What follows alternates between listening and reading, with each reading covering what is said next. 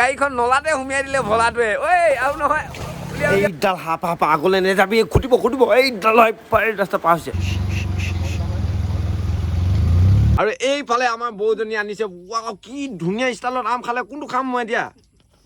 ইমান লমালমে লাগে যে ঠিক তেনেকৈ এখেতৰ ঘৰৰ বাৰীটো চাওক আপোনালোকে আম একদম মানে লমালমে লাগি আছে এইফালে এজন হৈছে ধনীৰাম ককাইদেউ আমাৰ ধনীৰাম ককাইদেউ আৰু গাইছ এতিয়া মানে গৈ আছো পেঙেৰি তো ডিগবৈ আহি পাই গ'লোহি এইফালে আমাৰ ভোলা বা লোলা আৰু এইফালে আমাৰ বিশ্বজিৎ কাই আমি গোটেইকেইটাই মানে একেলগত গৈ আছো ধনীৰামৰ ঘৰ আৰু এই হাবিখন পেঙেৰি হাবি বাপৰে ইয়াত আগতে হাতী ঘোঁৰা চব ওলাই মানে এতিয়া ওলাই আৰু গাইছ এতিয়া আহি ফাইনেলি মানে ডিগবৈ পাৰ হৈ ঢেকীয়াজান পালো সেইফালে দাদাৰ দোকানত সোমাইছো কোকা ক'লা এটা ল'বলৈ দাদা ঠাণ্ডা ন পুৰা একদম ৱাও ভোলা খাবি নাই এইফালে বিজনী কাই খাবি নাই কোকা ক'লা অঁ খা ল খুল বা ঠিক আছে খুলিছো দেই অঁ আৰু গাইছ এতিয়া মানে তাৰ পৰা এই কোকা ক'লা লৈ আনিলো হাবি এখন পালো এই বেয়া পেঙেৰি ৰিজাৰ্ভ ইয়াত মানে খাতৰা ঘন এখন ৰিজাৰ্ভ হয় হাতী চাতী চব ওলাই ন ইয়াতে আহিবলৈ আৰু ইয়াতে মোৰ যে ভয় লাগিছে দেই আৰু মানে সময়ত ইয়াতে ডাকু ওলাইছিলে ডাকু মংগল সিং এইটো ৰাস্তাত বিয়াত ভয় আছিলে হেনো মই শুনিছিলো মানে আজিকালি নোলায় কিন্তু ৰাস্তাটো বৰ ভাল হৈ গ'ল এনেই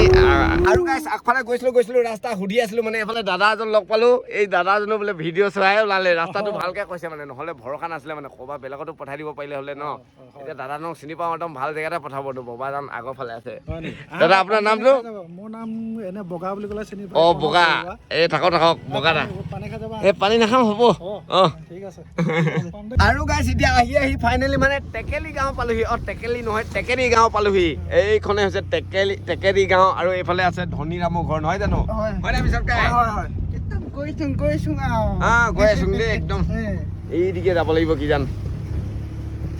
আৰু গাইছ এতিয়া ফাইনেলি আহি মানে টেকেৰি গাঁৱৰ বিখ্যাত খেতিয়ক ধনীৰাম চেতিয়া দাদাৰ ঘৰলৈ আহিছো মানে ধনীৰাম চেতিয়া ককাইদেউ ঘৰলৈ আহিছো এইফালে তেখেতে ঘৰতে বহি আছে বৰ্তমান অ' ককাইদেউ ভালনে খবৰ ভালে বহুত দিনৰ পৰা শুনি আছো মানে একদম ধনীৰাম চেতিয়া ককাইদেউ একদম মানে বিখ্যাত একদম মানে নক'ব আৰু গোটেই অসমে চিনি পায় এজন ইমান মানে মজা খেতিয়ক মানে একদম জুই খেতিয়ক বুলি ক'ব লাগিব তো তেখেতে মানে বিভিন্ন পদ্ধতিৰে খেতি কৰি আহিছে তো সেইবাবে মানে চবেই চিনি পায় আপোনাৰ বাৰীখন কোনফালে আছে বাৰীখন এইখনে বা গোটেইবোৰ এইটো হ'ল মোৰ বাৰী ঘৰহে আচল ঘৰটো থাকি আহিলে ইয়াৰ পৰা 5 কিলোমিটাৰ মান আগত এইটো বাৰী ঘৰ আপোনাৰ বাৰী ঘৰ এতিয়া ইয়াৰ পৰা আৰম্ভ কৰি আগলৈকে তেনেকে আছে এইফালে খেতিসমূহ আছে ন আম চাব যোৱাৰ আগতে এইফালে আমাৰ বৌয়ে আম আনিলেই বাপৰে ঘৰুৱা আম কেনেকুৱা চবে খাই চাবলৈ দিছে মানে খাই চাওঁ দেই কেনেকুৱা লাগিছে ঘৰুৱা আম খাই একদম মিঠা চেনিতকৈ মিঠা দেই আৰু এইফালে জিন্তু চেতিয়া মাৰ্ঘেৰিটা কেনেকুৱা লাগিছে একদম মজা একদম পোক চোক নথকা আম ন মানে আমৰ গুটি কেইটাও চাওক না বিয়াত সৰু মানে আম গুটি সৰু মানে একদম চাল জাদা মানে খাবলৈ মজা লাগিব আৰু তো এতিয়া আম চাম খাই ললা বাৰীখন চাওঁগে বোলা আম বলা বাৰীখন চাওঁগে চলো ঐ বলা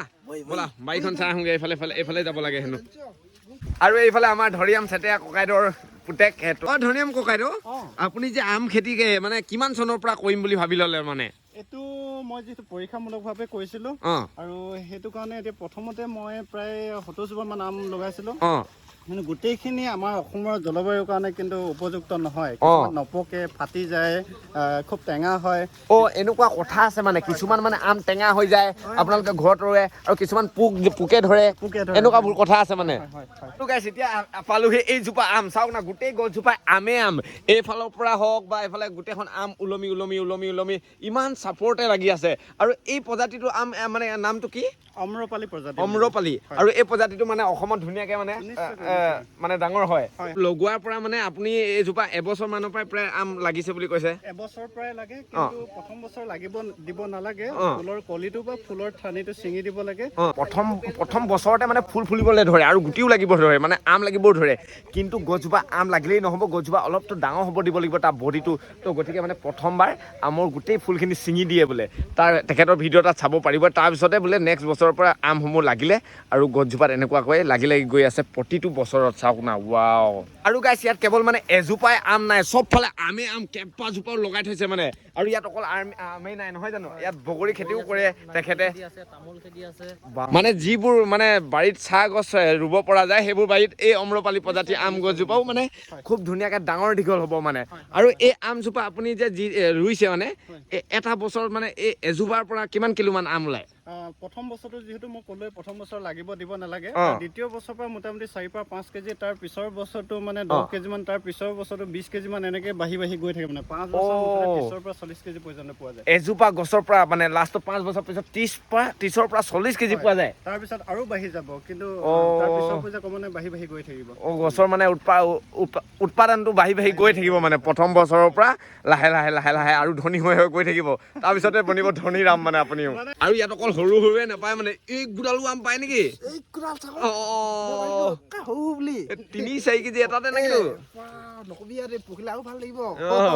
এইজোপা এজোপা অম্ৰপালি আম সেইজোপা এজোপা মানে চবফালে আম খিনি আম ছিঙি মানে এক বাস্কেট হৈ গ'ল ধনী ৰন্দা মানে আমখিনি আপুনি পকিলে ছিঙে নে অলপ কেঁচাতে ছিঙি দিয়ে এইটো সদ্যহতে জুলাই মাহৰ শেষৰ ভাগলৈ ছিঙিবলৈ উপযুক্ত সময় হয় এতিয়া যিহেতু জুলাই গতিকে এতিয়া জুলাই আজি কিমান তাৰিখ আজি 15 নে 16 তাৰিখ তেনেকুৱা কিবা এটা হয় গতিকে ইয়াত অকমান হালধীয়া বৰণ এটা ধৰিব ইয়াত হালধীয়া বৰণ তেতিয়া ছিঙিবলৈ হৈ যায় মানে চট মৰ্মত ক'বলৈ গ'লে জুলাই শেষৰ ভাগলৈ মানে 15ৰ পৰা 30ৰ ভিতৰতে ছিঙিবলৈ হৈ যায় তেতিয়া ছিঙিব পৰা হয় আৰু এইবোৰ বস্তাত ৰাখি থৈ দিলে বা এনেই ৰাখি থৈ দিলে অট'মেটিক পকে মানে একো দৰৱ দিব নালাগে ফালে আমাৰ ধনী আম দাৰ বৌ আপুনিও ছিঙিছে নেকি আম হয় মই ছিঙিছো ৱাও এদিন আৰু গাইছ ইয়াতে আম খেতি চাব আহিছিলে এফালে এটা ভাইটি আম খেতি চাব আহিছো পুৰা ধুনীয়াকে ধনী নাম দাই টেঙি ফালৰ পৰা ভিডিঅ' বনালা নাই পুৰা ভিডিঅ' বনালো ফালি দিছো ভিডিঅ' আৰু এইফালে আপোনালোকে চিনি পাইছে এইফালে পুৰা মাঘেৰিটা যোনটো চেতিয়া মাঘেৰিটা ৱাও কেনেকে ছিঙিছে দেখিছে আপোনালোকে এনেকুৱাকে গোটেই আমেই আম মানে গোটেই গছজোপা আমেই আম আৰু যদি আপোনালোকে এনেকুৱা ধৰণৰ আম ঘৰতে খেতি কৰিব বিচাৰে তেতিয়াহ'লে মানে সবিশেষ জানিবৰ কাৰণে এই নাম্বাৰটোত ফোন কৰি চাব পাৰে আৰু গাইছ এইজোপা গছৰ পৰাই এইখিনি আম ওলালে এতিয়া ঘৰলৈ নিব বোলে হিচাপ কৰি দেখাব বোলে এজোপা আমত যিহেতু 30-40 কিলো ওলাই বুলি কৈছিলে এতিয়া 30-40 কিলো ওলাব নাই চাব বোলে ন ভোলা পাৰিছ না 30-40 কেজি পাৰিছ না আৰু গাইছ এইবাৰ এই আমখিনি জুখি চাব লাগিব কিমান কেজি ওলাই একদম দাদা কোৱা নিচিনা ওলাব নাই আকৌ কিমান হ'ল 35-34 কিলো ৱাও ঠিকে কৈছিলেচোন গাইছ এজোপা গছত মানে 34 কিলো ওলালে মানে ভাবি চাওক 100 টকা 1 কেজিত বোলে মানে 3400 টকা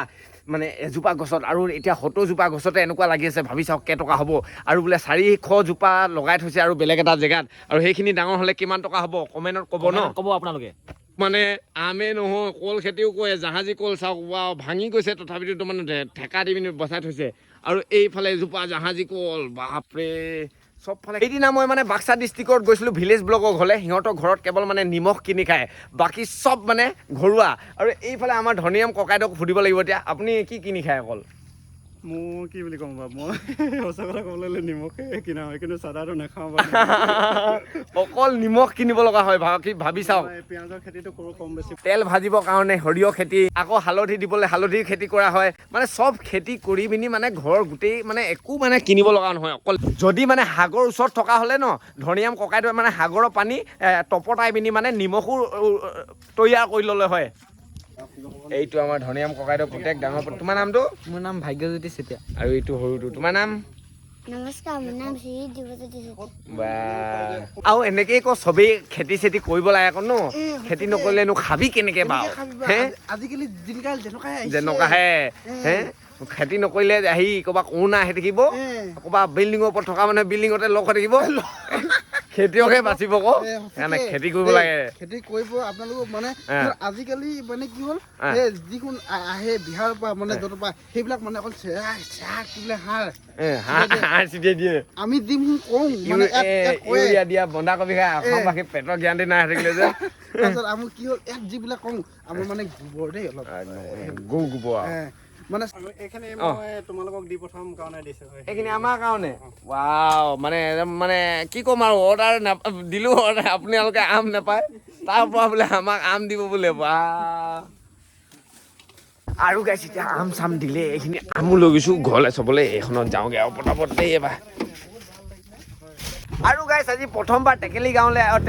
আহিলোঁ এইফালে গামোচা এখন দিছে ডেকা ল'ৰা বুলি চবকে তো বহুত ধন্যবাদ দেই বৌ আৰু এইফালে আমাৰ থাকক দেই ধনীৰাম গাই ভাল লাগিলে আৰু এইফালে ভতিজা দুটা থাকিবা বাই বাই আহিম গাড়ীখন নলাতে সুমিয়াই দিলে ভলাটোৱে ঐ আৰু নহয় উলিয়া ঐ ও মাই গড গাইছ সেইডাল হাপ হাপ হাপ এইডাল হাপ হাপ আগ বই বই বই আগলৈ বই বই গৈ বই একো নহয় হাপ হাপ হাপ হাপ হাপ হাপ হাপ গ'ল গ'ল গ'ল গ'ল এইডাল গ'ল গ'ল গ'ল গ'ল